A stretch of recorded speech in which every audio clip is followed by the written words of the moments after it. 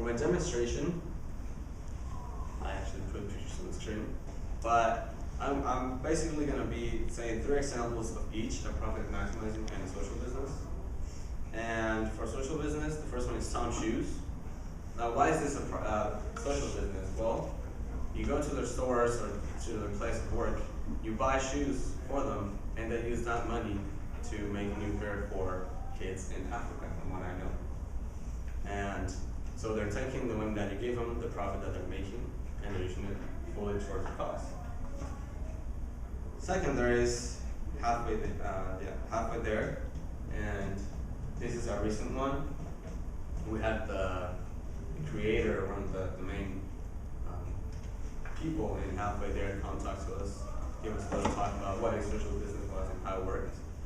And but it was really interesting. They did wells in Africa to give water to children that don't really have access to clean water. And so they're taking action in a cause, in an issue in our world. In this case, it's a big thing, and I think it's really cool how they took action in something different that not a lot of people thought about. And the third one is Invisible Children, and I think we all know this business. I mean, it's huge, and it's really making a big difference in Africa.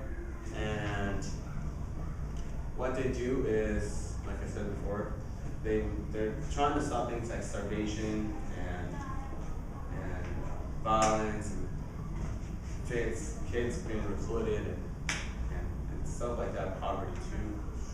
And they're a social business because they have, I mean, the social business has every single characteristic that I can think of. They go to the place of the issue, they have part or the whole profit towards their cause. They even come and give speeches to schools, and so I think they have even an extra little thing right there that they promote themselves in some way, but they're not really telling us that they're an awesome social business. They're motivating us towards helping them in their cause, and which is a big thing in Africa. And for profit maximizing businesses, I think we all know these 3, Apple, Microsoft, and Jamba Juice. And these two, or the 3 of them, they're pretty big. Whenever you go buy Jamba Juice, which is delicious, by the way, they take that profit and your money, and they're using it, and in their case, to make more stores, things like Jamba Juice and Starbucks. Don't really necessarily only use it for that, but they do and are still in the growing process of making more of their stores. And Microsoft might use the profit towards making new software, and that is part of self-growth. So that's why you might consider them a social business. They have all the characteristics in general. Bill Gates is a millionaire, so and it tells us too that that's the profit maximizing businesses. And Apple, still growing, still even making bigger.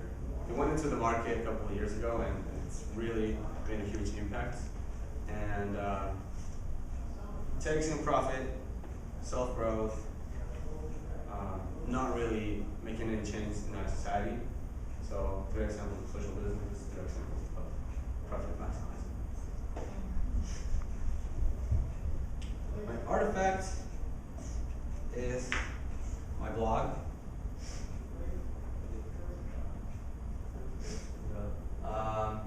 In the blog, we basically just blogged about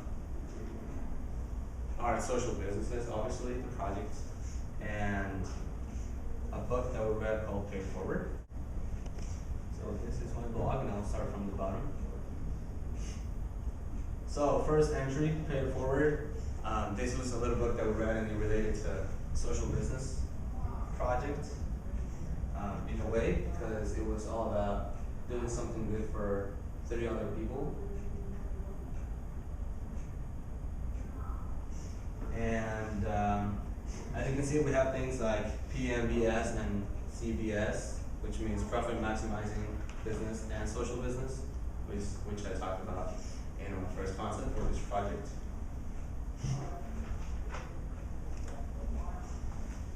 have characteristics of a social entrepreneur, which I also talked about. And this is my extra post that I did, an accident. Characteristics of a social entrepreneur that I relate the most. I don't know if I'm not sure if it's this one, but I know I did do an extra one. And social business that inspires me.